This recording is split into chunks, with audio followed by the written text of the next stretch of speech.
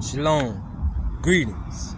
I'm your brother Stephen Israel, the crown prince of Yahweh ben Yahweh, and I am here with a message specifically aimed at my brothers that are incarcerated in the tomb. Also to my sisters who have fallen victim to the lies and the deception that Satan has deceived from the beginning. So stay tuned, my brothers and my sisters, because in this message you will receive enlightenment on just how to overcome the wicked one. Praise Yahweh. Revelations chapter 12 verse 1 through 5, and it reads, "And there appeared a great wonder in heaven, a woman clothed with the sun and the moon under her feet, and upon her head a crown of 12 stars." Verse 2, "And she, being with child, cried, travailing in birth, and pained to be delivered." Verse 3, "And there appeared another wonder in heaven, and behold, a great red dragon, having 7 heads and 10 horns, and 7 crowns upon his head." Verse 4, "And his tail drew the third part of the stars of heaven, and did cast them to the earth. And the dragon stood before the woman, which was ready to be delivered, for to devour her child as soon as it was born." Verse 5, "And she brought forth a man child, who was to rule all nations with a rod of iron. And her child was caught up unto Yahweh and to his throne." Praise Yahweh. Also, my brothers and my sisters, I want to let you know that since Evite mind frame, that Eve was deceived, her only hope at getting free from this system was through her seed. Right? A woman knows about everything that goes on in this world, and her only hope for survival and success is through her seed, through her generations, right? So where is our seed today? Where is the woman's seed? Majority of our black brothers and sisters are incarcerated, right? They're incarcerated. They've been devoured out here in the streets. They get incarcerated. They get devoured in incarceration because they got to survive and depend on people to send them money, send them supplies, send them love, send them a phone call, a visitation, right? We getting devoured. When you get out, you get devoured. Aren't you tired of being devoured? Your enemy, the serpent, the devil, walks around like a roaring lion, seeking whom he can devour. But the only way you cannot be devoured, my brothers and my sisters, is if the scripture states, 1 Peter chapter 5, verse 8, to be sober. Okay? You got to be sober. Be conscious, be aware and alert so you can see this enemy walking around you, plotting on you, trying to destroy you. So you can navigate your way back to the divine mind of God like you did when you was incarcerated. The scripture states in Revelation chapter 12 verse 5 that the child was caught up to Yahweh and his throne. And you ain't never spent that much time in this world with that Bible than when you was locked up. You got to know God real good because there's so much evil going on around you. You wanted to find out who God is, and you ain't never spent that much time in that word than when you was locked up. You found out about the true name of God, Yahweh, and then you navigated to find out that the name of God's son is Yahweh ben Yahweh. So let's just put some understanding to this thing. This sun-clad woman, first and foremost, it's a woman, and it's written symbolically as a woman because this woman is giving birth to a seed to rule all nations. It's not necessarily a woman, it's just pictured as a woman because she has to nurture this seed. And Yahweh ben Yahweh nurtured our seeded mind with knowledge, wisdom, and understanding, so you can grow up to learn how to rule all nations, my brothers and my sisters. 1 Peter chapter 5 verse 8, "Be sober, be vigilant, because your adversary, The devil, as a roaring lion, walketh about, seeking whom he may devour. Praise Yahweh. Synonym for devour: to swallow, to eat up, to put away or put down, packed away or packed in, to make a pig of oneself. To devour means to eat greedily. To devour means to eat like there is no tomorrow, to stuff one's face. Praise Yahweh. To devour means to consume, to dispatch, to break up and separate. To devour means to finish you off. Praise Yahweh. To devour means to dispose of, to get rid of, to polish you off, to do you in. Devour means to kill, to destroy, to ruin, to ravage, to wreak havoc upon. To devour means to devastate. To devour means to lay to waste, to demolish. To devour means to wreck, to wipe you out, to wipe you off the map, to erase you and to eradicate you. To devour means to engulf, to swallow you up whole, to envelop, to overcome, to overwhelm, to conquer, to subjugate, to triumph over, to whip you.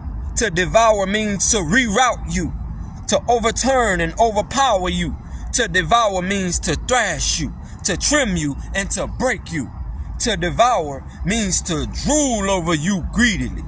Praise Yahweh. Ecclesiastes chapter 4 verse 14 states that out of prison he cometh to reign. Out of prison he cometh to reign. Reign means rule. Out of prison. But when you get out of prison, the first thing we want to do is satisfy and gratify our urges and needs and wants, everything that we was deprived of while we was incarcerated. Some of our brothers and sisters are satisfying that already while they're in there. They got access to these things, so when they get out, it ain't no different. It's just a continuation of being devoured. So what I'm here telling you is that, okay, out of prison you come in the rain. But out of prison is when all the traps is set for you. My elder told me once, inside is just the training ground. Outside is when the real tests take place. My brothers and my sisters. Huh? That devil is out you. Dispatching. Okay? Cutting your life force off. Your connection. Cutting it. Cutting the umbilical cord. Severing. When you get out here, that devil gonna take your mind and run with it. And you gonna be back in the same womb again, bound to come back. Be sober, be vigilant. How can you be vigilant if you intoxicated? How can you be vigilant if you impaired? How can you be vigilant if you high? How can you be vigilant if you comatose? How can you be vigilant if you ain't paying attention? How can you be watchful if you ain't monitoring your surroundings? You are being devoured. You being set up for the kill. You being set up, baby. I'm just here trying to show you how powerful God is. Yahweh being Yahweh, painless, effortlessly taught us about who God is. Sacrificed his life for you and me, so we can get out of the tomb, come back and resurrect our mind frame, restore our communities, and build and destroy this devil that's wreaking havoc on us every day, my brothers and my sisters. I'm just one. It's millions of us that's getting released every day, falling by the wayside. Millions of us. And the serpent stood before the woman to devour her seed. That serpent standing at the gate waiting on you to EOS so he can eat you up. Now you notice that this devil is pictured like a serpent. A serpent is a snake, and a snake like to swallow his victims whole, baby. I ain't kidding, man. Devour. Devour means to destroy you. That serpent is standing before you, waiting on you to get out, so he can polish you off, so he can drool over you greedily. That serpent is waiting to triumph over you because he know you got the mind of God now. That serpent is standing before that woman, is waiting to devour your seed, you the seed. Now, let me just give you a little, I'm going to break a little bread. I'm going to give you a secret. How many of y'all want to hear a secret? Praise Yahweh. This thing states, now my brother Sharibia Israel states that if you don't know what happened in the garden, then you don't know what's going on right now. It states, verse 4, and his tail drew the third part of the stars of heaven, and did cast them to the earth. And the dragon stood before the woman, which was ready to be delivered, for to devour her child as soon as it was born. The dragon stood before the woman. Now I'm going to share a secret with you, my brothers. How many of you all out there know how Eve was deceived? Y'all know that he deceived her, but how exactly did he deceive her, my brothers and my sisters? It said he stood before the woman, right? Let me give you a little gas, man. Not only did he deceive the woman, but he also caused her to break Yahweh's law and caused Yahweh to be mad at her. But he deceived the woman by stating, he throwed Adam under the bus. You know, there's competition, I'm going to throw him under the bus. Girl, I know you. Come here, baby. Don't you want to be first? Look at Adam. He always look at you second. You ain't walking with Adam. You come and join my regime and you'll be number one. You'll be the one and only. You'll have a top leading position in my kingdom. And she looking at him like, well, I don't know. So you know how slick and cunning this serpent is. He say, don't you want to be number one? You ain't number one with Adam. Adam always walking with Yahweh. Why you don't never walk with Adam or walk with Yahweh? But if you join my kingdom, you'll be number one. The one and only. She thought about it. She thought about it. And she thought about it. And so, after contemplating on what Satan's proposition, what he proposed to her, she took him up on his offer because she wanted to be number one. She wanted to be number one. Now remember, Adam, according to Genesis chapter 5, verse 2, Adam is both male and female. So that means Eve, the Evite mind frame, is both male and female. Right? The Adamic mind frame is divine. It's a godlike mind frame. It's your highest nature. Right? The Evite mind frame is your lowest nature. In tune with your body, the carnal mind, the sensual, the pleasure factor, you know, dealing with what you can see, smell, hear, touch, and taste. So the Evite mind cannot comprehend the Adamic mind frame. Okay, that's why Adam was walking with Yahweh and Eve was stuck talking to the serpent. So the serpent told her, if you join my organization, you'll be a top ranking officer. You'll be number one. Nobody be hiding you. But soon as she accepted his proposal and his proposition, she realized that she was deceived because she wasn't number one then. He stood before her. That's a secret, my brothers and my sisters. So if you look around today, how many women and sisters want to be, I want to be number one. I want to be the only one. Everybody want to be the only one. But you don't want to be one with your man. You want to be the one, but you don't want to be one with Yahweh. Makes sense?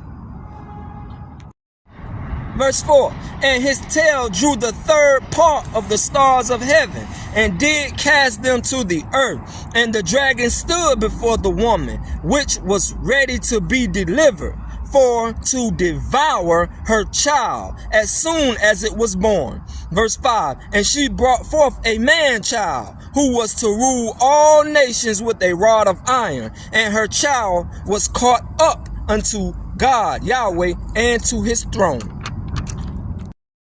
So with that being said, my brothers, I hope you know that I love you. I'm doing everything I can to save our communities. I got out and I fell victim to being devoured as well. I felt lonely. I wanted a companion. I was yearning for companionship after doing 10 years of not even being able to talk to an opposite sex in that manner without fear of repercussion. I got out and got devoured. I got out and got consumed. My mind frame was consumed with everything except what Yahweh said. But one thing I did do, my brothers and my sisters, I was consistent with my prayers. I always made my prayers. Psalms 55 verse 17. Evening, morning, and noon will I pray, and I will cry aloud, and he will hear my voice. I was consistent with my prayers, my brothers and my sisters. So, being released from prison and holding on to the only thing in this world that meant anything to me while I was in prison was Yahweh. Learning about Yahweh, being Yahweh in his divine mind, and being where I'm at right now. I'm sitting here trying to help you out, trying to show you a little bit road up ahead, because this devil still walk around like a roaring lion seeking whom he can devour, and we being devoured. They ask me, is there any hope left for our community? Is there any hope left for Israel? Is there any hope left for our black brothers and our sisters? Is there any hope left? Do you care? I care. And I'm going to continue to pound this in your chest until you get the picture. Israel, real Israel is black unto the ground. That's real Israel. I'm out here trying to save our communities by any means necessary. Our hope is in the Lord. Jeremiah chapter 13. I'm going to close with this. Jeremiah chapter 13. Turn with me if you got your word. Jeremiah chapter 17 verse 13 through 14 states that, "O Yahweh, O Lord, Yahweh, the hope of Israel, all that forsake thee shall be ashamed, and they that depart from me shall be written in the earth, because they have forsaken the Lord you they wild hate, the fountain of living waters." Verse 14, "Heal me, O Lord Yahweh, and I shall be healed. Save me, and I shall be saved, for you are my praise." Shalom Aleichem, my brothers and my sisters. I pray that this message reached you in healthy, humble heart, humble mind, and humble spirit. But I also hope it drive a nail through your thick head, because we out here. And before this body lay down and this ghost get gave up, I'm going to give you all I got. All I got. All right? May Yahweh and his son, Yahweh ben Yahweh, get all the credit. All the credit. All right? Shalom Aleichem. Praise Yahweh.